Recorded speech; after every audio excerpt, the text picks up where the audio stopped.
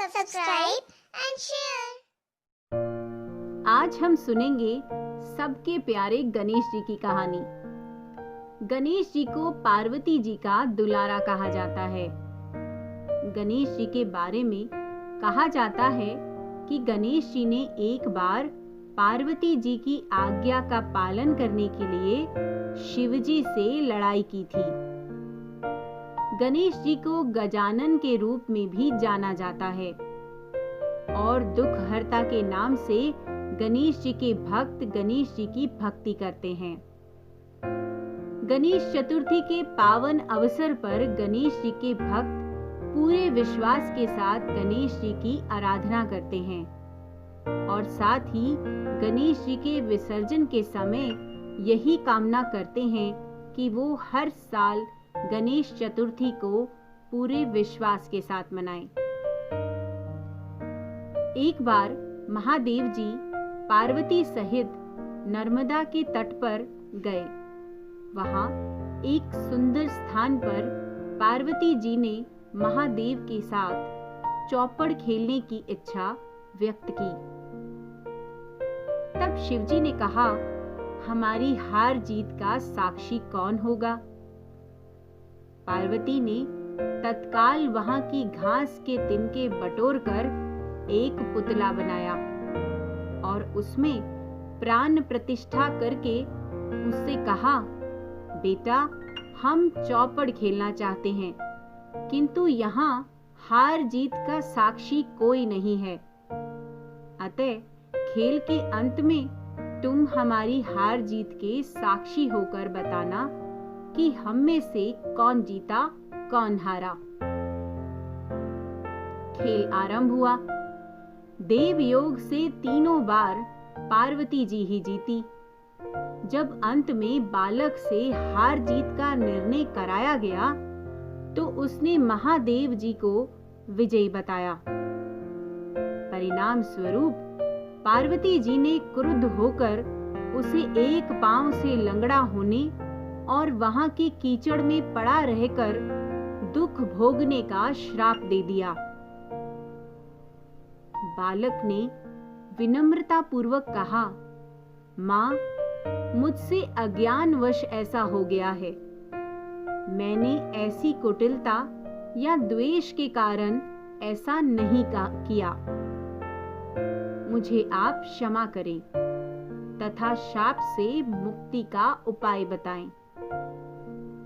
तब ममता रूपी मां को उस पर दया आ गई और वे बोली, यहाँ नाग कन्याएं गणेश पूजन करने आएंगी। उनके उपदेश से तुम गणेश व्रत करके मुझे प्राप्त करोगे। इतना कहकर वे कैलाश पर्वत चली गई। एक वर्ष बाद वहां श्रावण में नाग कन्याएं गणेश पूजन के लिए आई।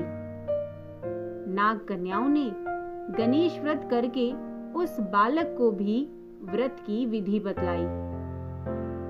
तत्पश्चात बालक ने 12 दिन तक गणेश जी का व्रत किया।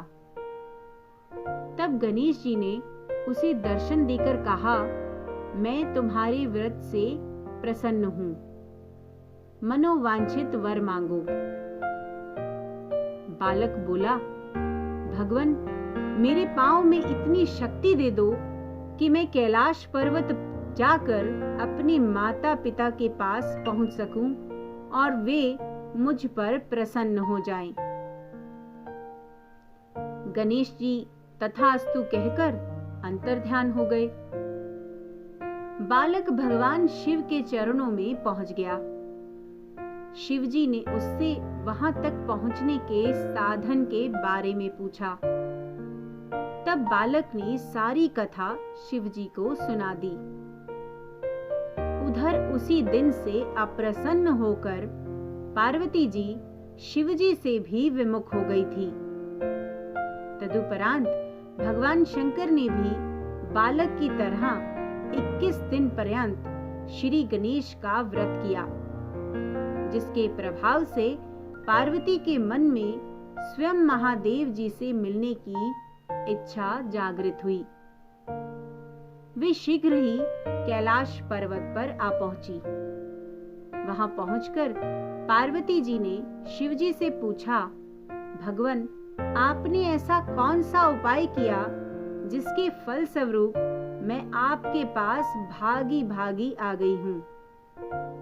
शिवजी ने गणेश व्रत का इतिहास उनसे कह दिया।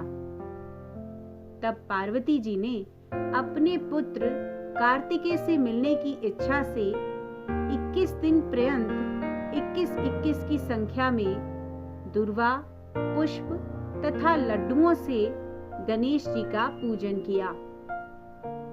21वें दिन कार्तिकेय स्वयं ही पार्वती जी से आ मिले। उन्होंने भी मां के मुख से इस व्रत का महात्म्य सुनकर व्रत किया। कार्तिकेय ने यही व्रत विश्वामित्र जी को बताया। विश्वामित्र जी ने भी व्रत करके गणेश जी के जन्म से मुक्त होकर ब्रह्म ऋषि होने का वर मांगा। गणेश जी ने उनकी मनोकामनाएं पूर्ण की। ऐसे हैं गणेश जी महाराज, जो सभी की कामनाएं पूर्ण करते हैं।